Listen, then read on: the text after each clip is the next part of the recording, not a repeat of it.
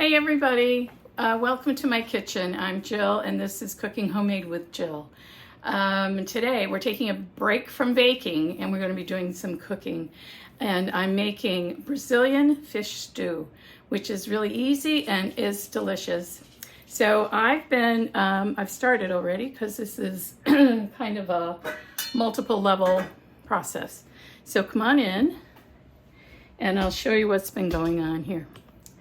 In this bowl, I have a pound of, I think this is halibut or cod. Use some firm fleshed fish. Say that fast 3 times. Firm fleshed. I don't think I could. Anyway, there's the fish, a pound of fish with the juice of a lime and a clove of minced garlic, salt and pepper. I'm going to put the directions in the description portion of the video, so because I won't remember it, and I've altered this recipe and I don't remember where I got it from, which is a pity because I would be more than glad to give credit. Yeah, it just evades me. So this is supposed to marinate in this bowl for about 15 minutes, and it's already started. So while that's finishing marinating, I'm going to get my pan going here, and into which I'm going to put the oil. Now it calls for coconut oil, which I don't have, so this is just like a neutral oil. And I'm going to put this on medium and somewhere. Look at, I have my spatula. That's remarkable.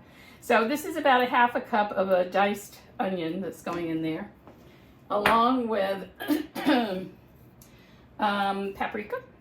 Gotta have some paprika. And now it also called for red pepper. As Katharine Hepburn said once, red pepper is indigestible. And I'm with her. I don't like pepper.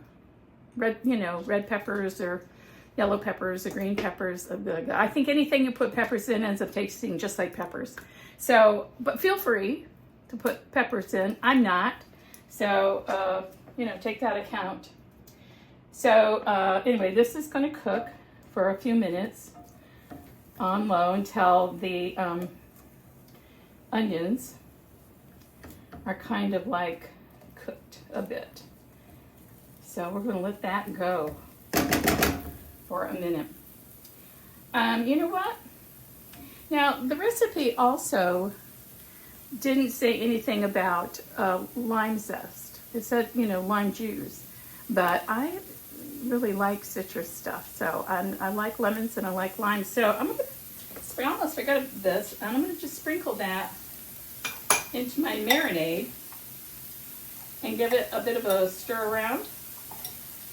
I would stir this every now and then because it kind of macerates as it marinates. I suppose that's what a marinade is, isn't it, duh? Ooh, gee. No, nobody's jumping overboard here.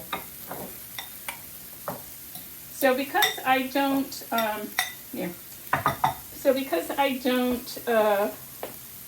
use any red pepper,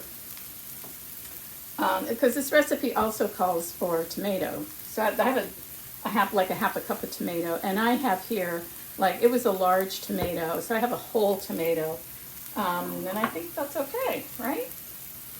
So here, things are just starting to get going here a little bit in the pan.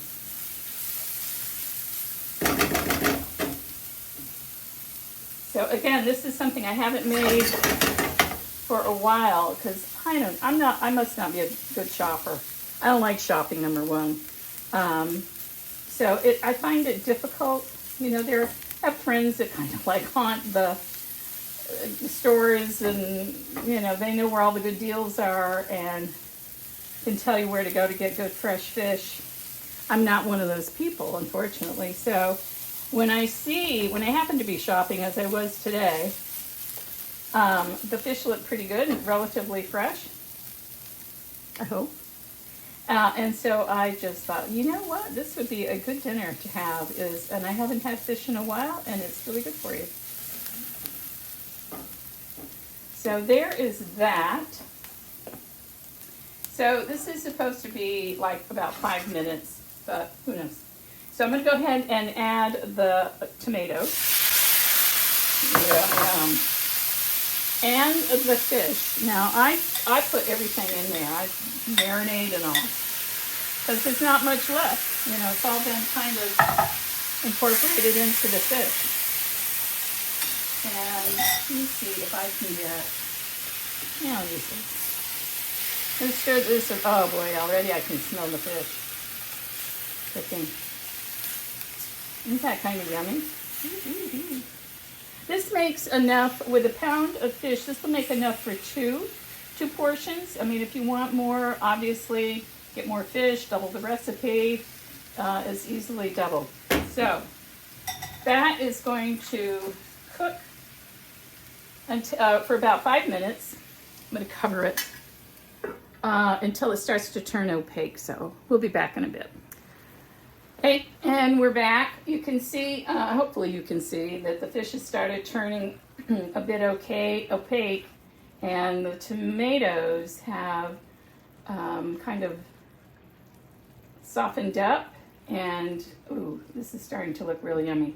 So what happens now is I add, this is a half cup of coconut milk, and in that goes, this is unsweetened, obviously, coconut milk. And then the recipe calls for, I think, like a quarter of a teaspoon of hot sauce. Now, if you've not figured this out, I don't care for really spicy things. Actually, my stomach doesn't care for spicy things. So I am kind of judicious in my application of hot sauce, but I do add it, but I don't measure it. So I just, sprinkle in, maybe 10 drops, which is, oops, sorry. Whoops, that's probably more than enough.